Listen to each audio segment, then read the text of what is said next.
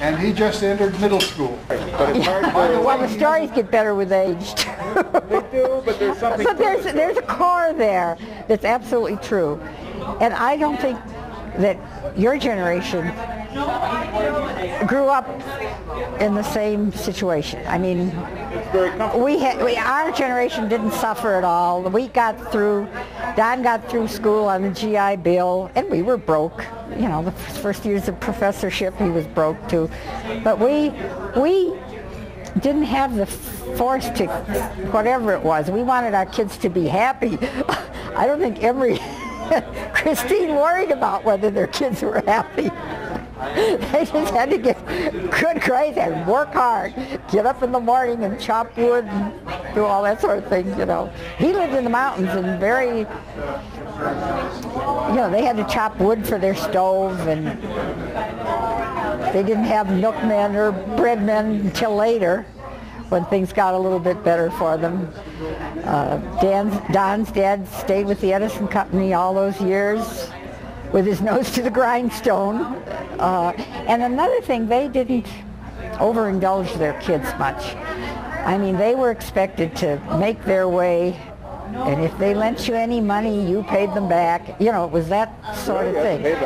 Yeah, there was always that sort of thing. But they were very proud of everything the kids did, and very proud of their grandchildren, and you know, I think their later years were very comfortable because they raised these 4 successful boys. What about your family? Were the expectations?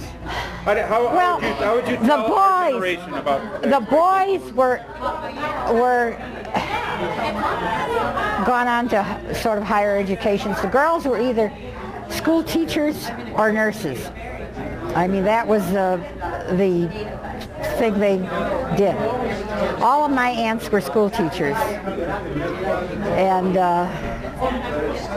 which was kind of hard on us sometimes because they'd give us IQ tests to see who was the smartest grandchild and things like that. I want to see what you're answering his question, how you're answering his question. Well, as truthfully as I can. I'm not much of a talker for this sort of thing. But my... Are you going to be there for breakfast? Because I didn't even... Okay. I think things were much harder than your generation was, as far as... But your parents were immigrants? No. My dad and both my dad and mother were born in this country. My grandfather Kelly was born in Ireland and came over when he was 4. And my grandmother on my mother's side, my maternal, they came over when they were early 20s, I guess, and they lived in a very sheltered immigrant group. They worked very hard. My grandfather owned a grocery store and probably was more fortunate than those that worked for the wire company, American Steel and Wire Company. I mean, my mother had piano lessons and all that sort of thing. But my dad was in service, had kind of bad experiences that he never talked about in World War I. He went to France and had some kind of an injury, hung up on barbed wire, you know, when they had the... But he never discussed that with us. He just absolutely refused to discuss it. He got to be very anti-war and quite a liberal. He was a union sort of guy, you know. He believed in the unions, and he did organizing. He actually worked for the American Steel and Wire Company. And American Steel and Wire Company had a lot of Finnish employees. What they would do would go over to Finland and Sweden and Norway and pay passage for these people to come to America, and then they almost like indentured servants. They had to stay. They had a debt that they paid back. And in my mother's family, that was a really good thing. As soon as my dad or my grandfather paid back his debt, he started up his own business. He was a kind of an entrepreneur. And my mother was a what, a Finnish princess. Very strongly rooted in the Lutheran Church. And you went, my grandmother was real fond of me. I was the first grandchild, the only girl.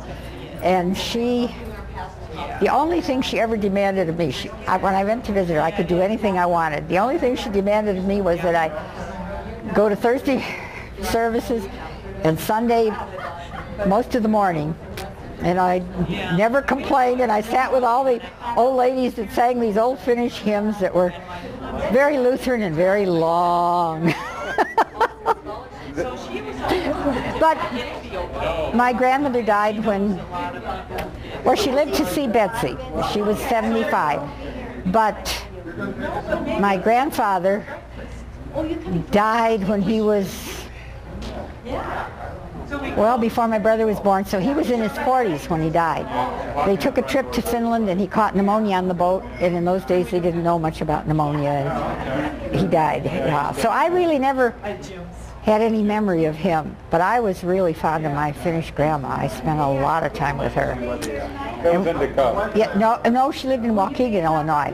Waukegan, Illinois was just a little bit more prestigious as far as Finns were concerned. DeKalb. And they used to say, thank God Grandpa settled in Illinois instead of the Upper Peninsula in Michigan, because they were so poor. They lived like they did in Finland, In the Upper Peninsula. The Upper Peninsula, that was it, yeah. So you live on these stories, and you don't know how many of them are embroidered. My dad's family embroidered a lot of things. But I was very fond. I never knew my Irish grandfather died before I was born, and my grandmother Kelly lived to be 75, and she was wonderful to all of us, except that she really preferred the boys. My brother, and she sort of raised her girls to kind of wait on these men.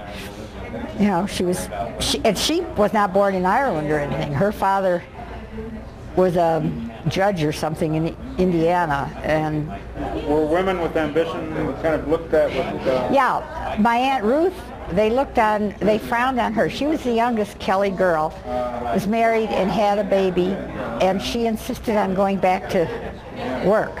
She taught school, and that was what she wanted to do. And everybody in the family was just a little bit, the men especially, were a little bit bent out of shape, because she should have been there looking after her child instead of having babysitters and her mother who did most of the babysitting. But I remember my grandmother Kelly's farm with a lot of nostalgia. She welcomed us all anytime, and our folks would take a vacation and dump us on Grandma, and Grandma was very matter-of-fact about everything, but she took care of us really very well. And when we went to visit her, the only obligation we had was to go to Mass on Sunday. And so I had this Catholic background, but my mother was Lutheran, and she never tried to change any of that. She never tried to change my mother or anything. And I was baptized and confirmed in the Lutheran Church, but when I was 3 weeks old, my grandmother Kelly had me baptized in the Catholic Church without any of my parents knowing it. I mean, simply because I was the first one. What are you? I'm a nothing. But a question that haven't the terms changed a lot in terms of raising a family? We live in an age of convenience. Yeah. We live we've created a world where everything is, we have our dishwashing machines. Everything. Everything is mechanized with the idea of helping out the housewife. But so that you have more time for other things. But somebody said that we have higher expectations of what our home should look like, too. As my daughter once snidely said, well, you want your house to look like the Holiday Inn all the time, which was really a big lie. There were different standards, My grandmother, when she started out, washed her clothes in a washboard and carried water from a well. We had a pump in the kitchen finally.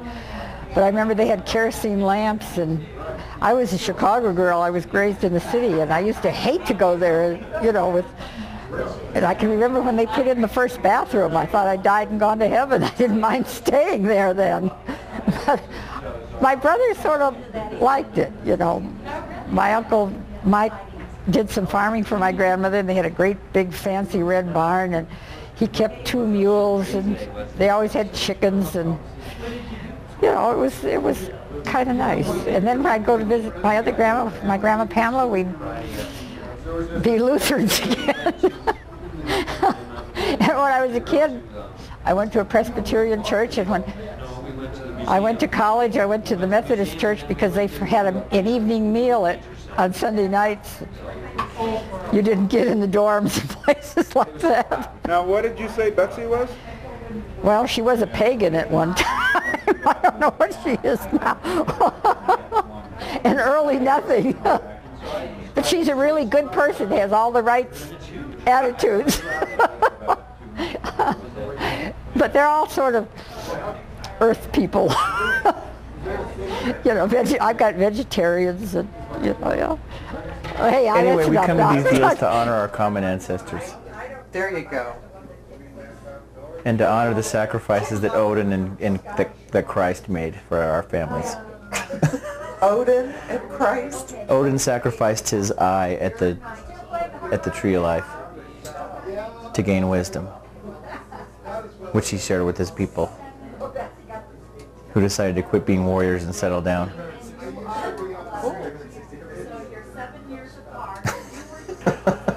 And all those people back there. Ooh. V-A-C-A-T-I-O-N.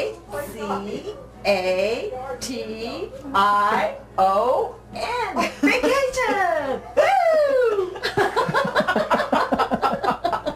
That'll make it into the final product for sure.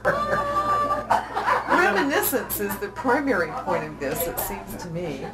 Well, it's good to know what people call roly-polies. What do you call a little black bug that rolls into a ball when you roll it?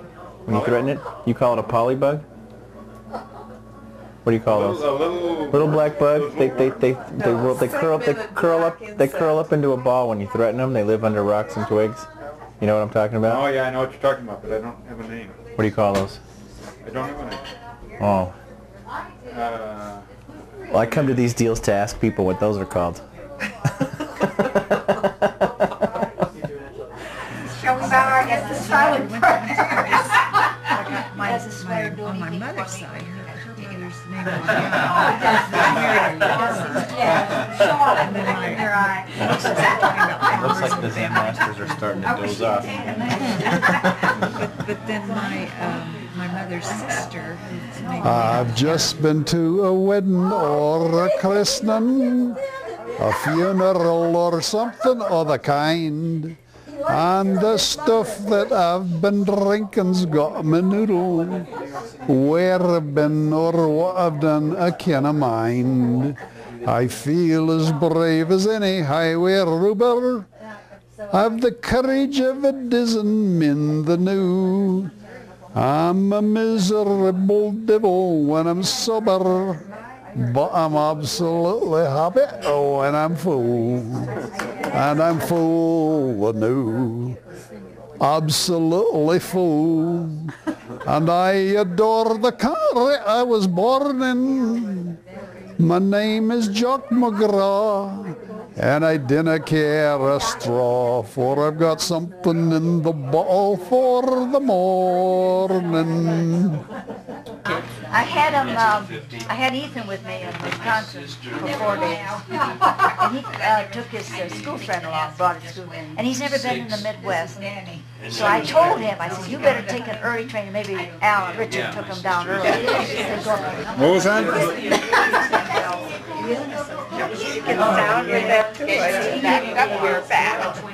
Straighten up.